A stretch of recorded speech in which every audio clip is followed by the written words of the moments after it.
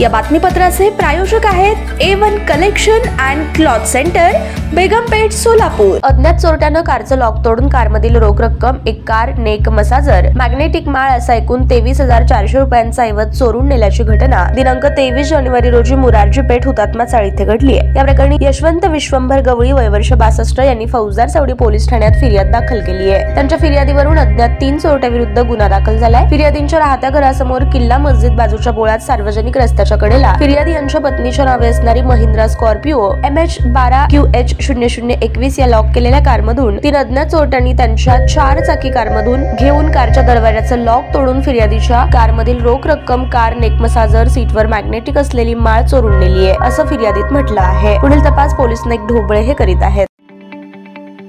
ताज्या बातम्या पाहण्यासाठी प्राईम महाराष्ट्र न्यूज चॅनलला सबस्क्राईब करा।